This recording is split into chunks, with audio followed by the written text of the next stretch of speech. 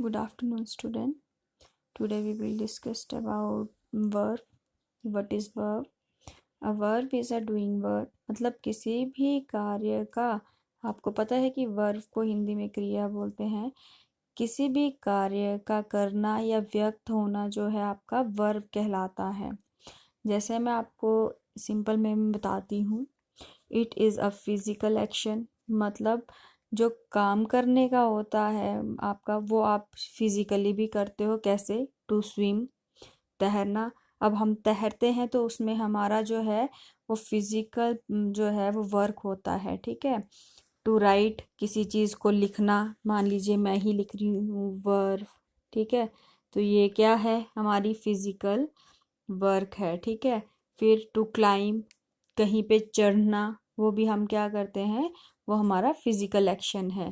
तैरना भी हमारा फिजिकल एक्शन है। मतलब जो भी हम फिजिकल वे में करते हैं, ठीक है, जो भी है, जैसे स्विमिंग करना, राइटिंग करना, क्लाइंबिंग करना, कुकिंग करना, जो भी है आपका, ठीक है, तो वो किस में आएगा? हमारा फिजिकल एक्शन में, जो कि हमारे एक वर्क के जो कार्य जो है वो वर्क के फिजिकल एक्शन में आता है, ये कार्य को करना, ठीक है। It is a mental action. अब देखो फिजिकल तो है ही है, हम क्या करते हैं, मेंटल भी काम करते हैं। कैसे? टू थिंक, अगर मान लो मैंने कुछ लिखना है तो उससे पहले मैं सोचूंगी, थिंक करूंगी, उसके बारे में विचार करूंगी कि मुझे क्या लिखना है। जब मैं सोचूंगी तभी मैं क्या करूंगी, लिखूंगी। अगर मुझे पता है आज मैंने फ्रेंड्स के साथ कहीं क्लाइंबिंग पे जाना है, तो वो सबसे पहले मैं क्या करूंगी, वो सोचूंगी, उसका उस पर क्या करूंगी, प्लान बनाऊंगी, फिर ठीक है, फिर वो करूंगी, उसी के बाद ही मैं, तो वो क्या हमारा मेंटल एक्शन है। टू गेस, अनुमान लगाना। टू कंसीडर, विचार, मतलब किसी भी चीज़ पे विचार करना। नेक्स्ट है it is a state of being, मतलब होना। बोलने का मतलब है कि क्रिया में जो मतलब काम होना है, ठीक है। जैसे टू बी, टू एग्जिस्ट मतलब जीवित होना, टू अपेयर मतलब उपस्थित होना, ठीक है। मतलब वो जो है आपके वर्ब के अंडर आता है। अब देखिए लिस्ट ऑफ वर्ब, यहाँ पे टू टाइप्स के वर्ब होते हैं, ट्रांजिटिव वर्ब और इंट्रांजिटिव वर्ब। ट्रांजिटिव वर्ब क्या होते हैं? Such verbs which require an object to complete their sense are called transitive verb. बोला वो क्रिया जिसमें कि किसी एक ऑब्जेक्ट की ज़रूरत होती है किसी भी सेंटेंस को कंप्लीट करने के लिए, उसकी सेंस बनाने के लिए, जिसे कि हम ट्रांजिटिव वर्ब कहते हैं। ट्रांजिटिव वर्ब जो है बोला वो डिपेंड होता है किसी ऑब्जेक्ट पर, ठीक है। एग्जाम्पल में देखते हैं, जैसे लाइक, मान लो हमने ट्रांजिटिव वर्ब में लाइक लिया है, तो आई लाइक, तो ये हमारा क्या है, किस पे? ऑब्जेक्ट पे डिपेंड होता है ट्रांजिटिव। जैसे लाइक लिया है तो मैं मानती हूँ, लिखती हूँ आई लाइक, तो आई लाइक व्हाट, देखो वर्ब है हमारे पास पर वो ऑब्जेक्ट नहीं है, तो ये हमारा सेंटेंस कंप्लीट नहीं हुआ, सेंटेंस की सेंस कंप्लीट नहीं हुई। मान लो आई लाइक चॉकलेट्स या चॉकलेट, ठीक है, तो चॉकलेट जो है हमारा ऑब्जेक्ट में आ गया, तो हमारा सेंटेंस कंप्लीट हो गया। आई लाइक चॉकलेट्स, लाइक आपका वर्ब आ गया, चॉकलेट आपका ऑब्जेक्ट आ गया। यही बताया गया है, such verb which require an object to complete their sense are called transitive verb. और ये किस पे डिपेंड होता है? ऑब्जेक्ट पे।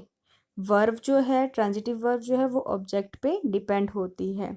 वैसे मैंने बाय लिखा, ट्रांजिटिव वर्ब में बाय लिखा, आई बाय। आई बाय क्या? हमने खरीदा तो खरीदा, पर क्या खरीदा? जब तक हम उस चीज को नहीं लिखते हैं तब तक हमारा सेंटेंस कंप्लीट नहीं होता है। जैसे आई बाय टॉयज, तो मैंने क्या किया, टॉयज खरीदे, तो देखो ऑब्जेक्ट आ गया और ये हमारा वर्ब आ गया, तो ये क्या आ गया, हमारे ट्रांजिटिव वर्ब। अब इंट्रांजिटिव वर्ब क्या होते हैं? Intransitive verbs do not require an object to make complete sense। बोला ट्रांजिटिव वर्ब को किसी भी ऑब्जेक्ट की ज़रूरत नहीं होती है सेंटेंस कंप्लीट करने में, ठीक है। ये जो है किसी भी ऑब्जेक्ट पे डिपेंड नहीं रहते हैं। For example jumped. ठीक है, तो जैसे मान लो आई जंप्ड, तो ये क्या है, सेंटेंस बन गया, वर्ब आ गई, इसको किसी ऑब्जेक्ट की ज़रूरत नहीं पड़ी।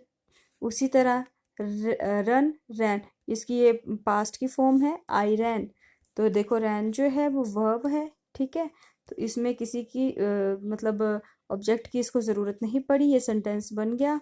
स्माइल्ड, आई स्माइल्ड। ठीक है, तो ये वर्ब है, इसको किसी भी ऑब्जेक्ट की ज़रूरत नहीं है। अब आपके लिए जो होमवर्क है वो क्या है, देखिए प्रैक्टिस टाइम है।